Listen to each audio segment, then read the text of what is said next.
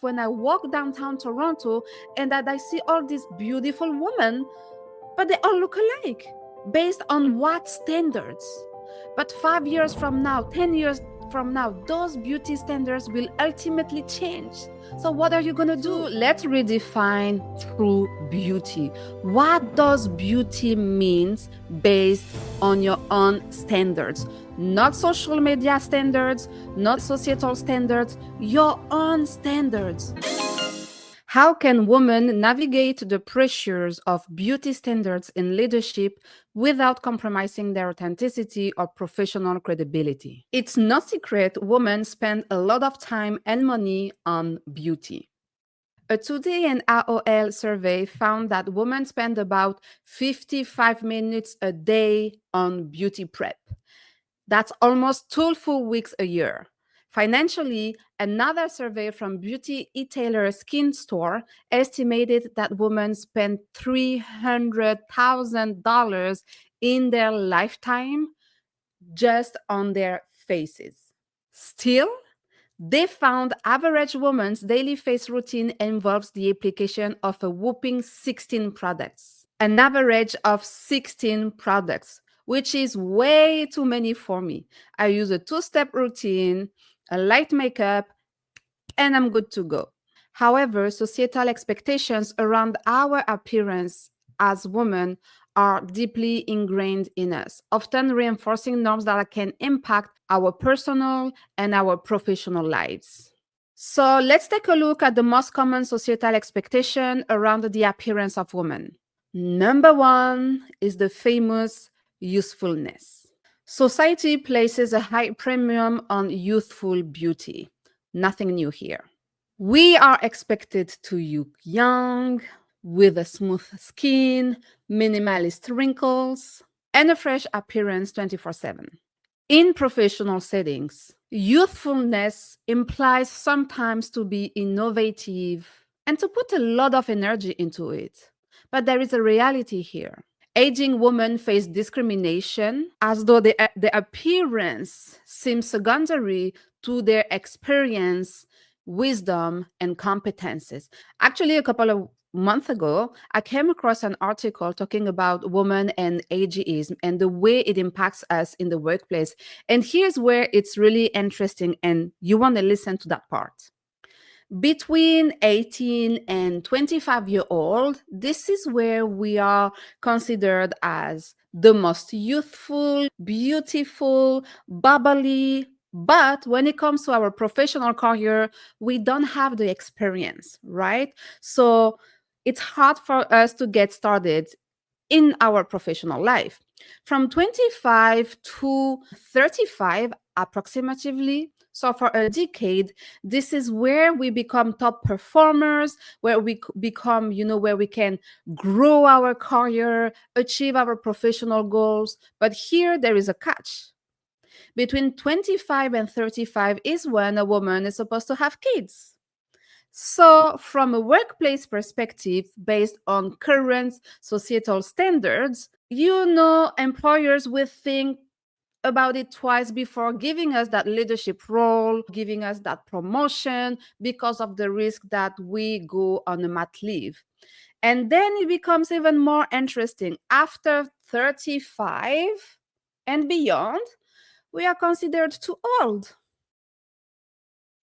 So finally, based on societal expectation, from 18 to 35, we are either too young, too pregnant, or too old. And after 35, then what happens? I think when I listen to me speaking and it sounds so cliche, but it is so true. And studies are there, research are there. This is incredible. So youthfulness, this is the most common, criteria when it comes to beauty standards for women. Your weight and body shape is another one. And here I can see a cultural difference between France, where I am from, and North America, Canada. But overall, There is often a pressure on women to maintain a slim physique, a thinner body, because it's typically associated with healthy habits, mindset, discipline, and even attractiveness. However, for women, being either too slim or too curvy can lead to judgment on their personal and professional lives, and even their own personality and discipline, which ultimately impact how they are perceived or how they may be perceived in a leadership role. You know, there is a sentence that I say often is perception is reality. So based on people cultural standards, and here in Canada and especially in Toronto, we come from all over the world, so we all came to Canada with our own set of beauty standards, but they are like common societal beauty standards across the globe. And so when someone may perceive you as too skinny or too curvy, too much put together or not enough put together, based on their own biases, they will think of you as a potential leader or not, as a competent leader or not. And again, here perception is reality into people's minds. So how can we address that as women, ambitious women, go-getters, competent leaders? And we are going to talk about it in a minute.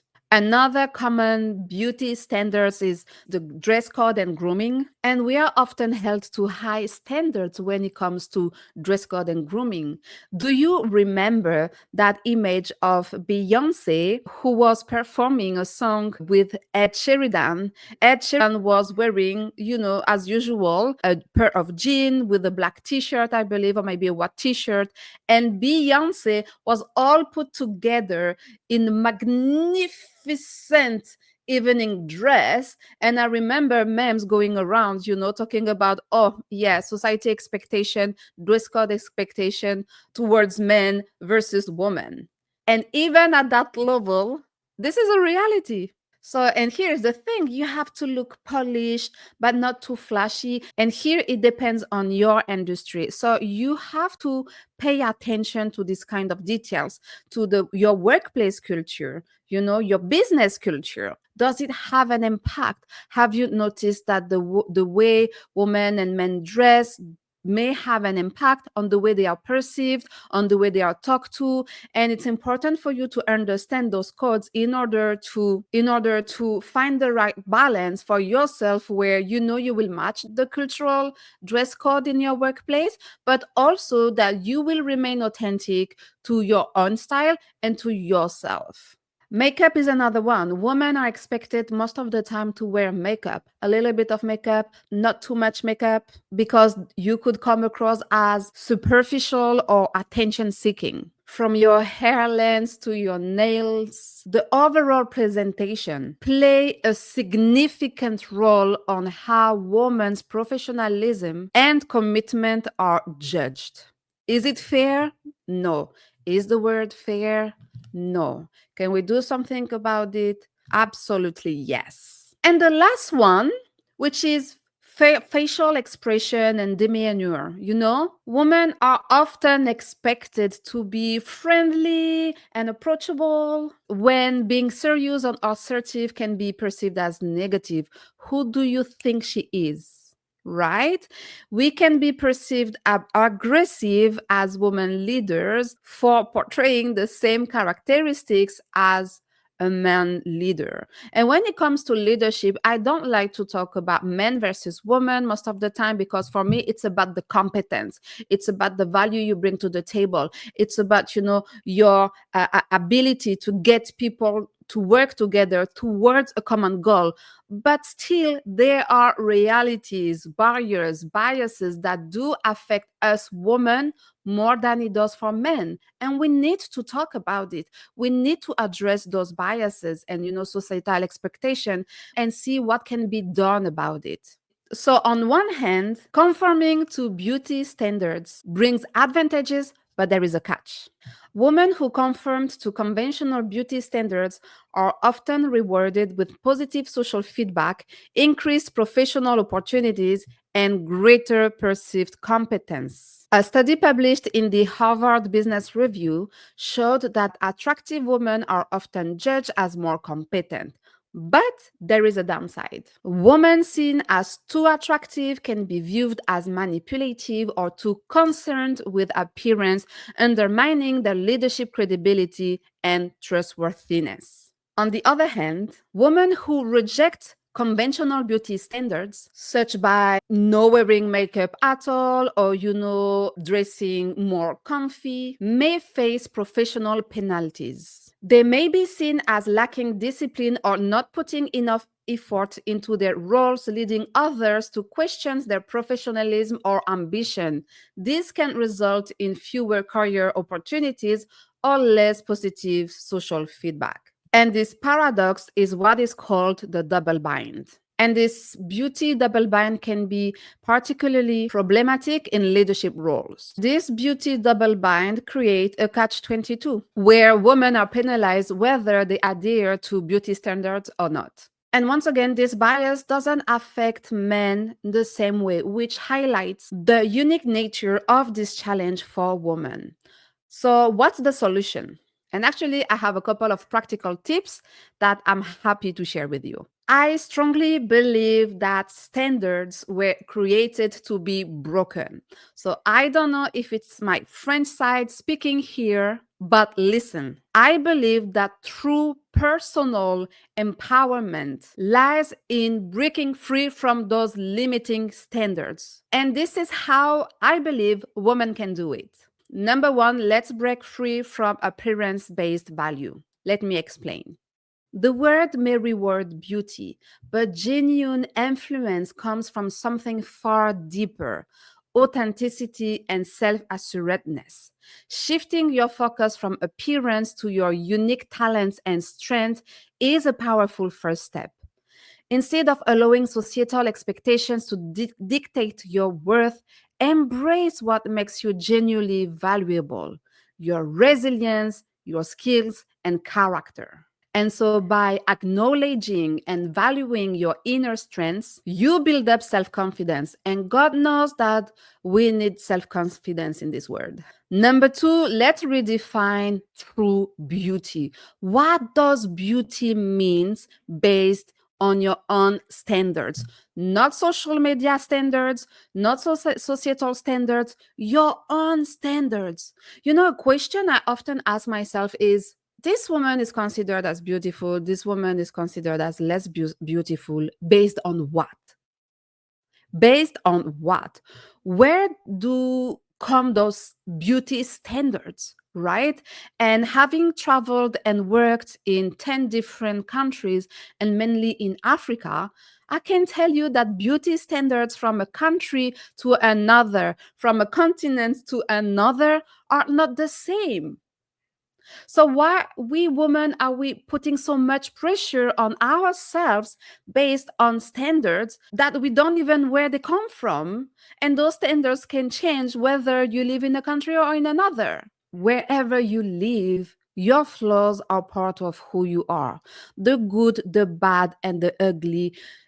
Embrace it all, because this is part of what makes us unique. We are unique, and we should embrace this uniqueness and proudly showcase it. Why would you dim your light based on, again, standards that we don't know where they are coming from? Can someone tell me where those beauty standards come from? And remember, before the Kardashian came, in the face of the world, beauty standards were completely different. So let's say there is another crazy family coming up, like in the next few years, with different beauty standards. What will you think about yourself? And something else, this one might be controversial, but I need to address this with you, because sometimes I'm wondering if I am crazy, and I want to know, like, if you have noticed it as well. When I look at a young woman, so the younger generation, because I'm in my late 30s and I still consider myself young. Listen, don't you find that a lot of them look alike? They look the same. Same hairstyle, same makeup, Same nose, same lips, same cheeks, same BBL. They look alike. Where is your uniqueness? Where is your authenticity? That's often a question that I ask myself when I walk downtown Toronto and that I see all these beautiful women, but they all look alike. Based on what standards? But 5 years from now, 10 years from now, those beauty standards will ultimately change. So, what are you going to do? You are going to change your entire appearance once again. And every 10 years, you are going to change your physical appearance to match those beauty standards and fit in? No, no. I might sound like an old lady when I say that, but I strongly believe it. And once you know yourself and that you have identified and that you are fully aware of your self worth, girl, this is power. Because when you are fully aware of your self worth, when you embrace who you are beyond your physical appearance, this is power because you can leverage your self worth when negotiating a raise, when negotiating a better job, when negotiating contract, when increasing your prices. You know what you are worth. So there is no limit to what you can achieve because you know your worth and you are worth it. Another tip is to be aware of those biases. I told you earlier in the conversation to observe. And this is something that I do myself a lot. You know, I work in a multicultural environment, I work with multiple countries at the same time. I observe people a lot. I observe how they interact together, how they dress up in a setting, and how they dress up in a different setting. So I adjust myself. I don't copy people. If you have been following me on Instagram, you know that I have my own style, classy, minimalist, Frenchy. Sometimes I like to showcase my African roots way more. And especially when I go and work in African countries, I'm so proud to showcase my African roots as well. You know, it's about adjusting yourself to your surrounding, not to fit in, but for me, it's a mark of respect also, you know, to understand the workplace culture, to understand the country culture, and to dress appropriately just as a mark of respect to the people you are working with. For me, this is how I see it. And I love playing with my style and being aware of those standards, but also of those biases, you know, about your makeup, about the way you speak up, about the way you dress, about your shoes. I know it requires a lot of time and energy that we don't have. So, but try to do it the smart way. And the more you practice it, the more you will be able to catch it quickly. The more you know about your surrounding, the more you know about your professional setting, the more you can decide to adjust yourself in a way that is still authentic to who you are.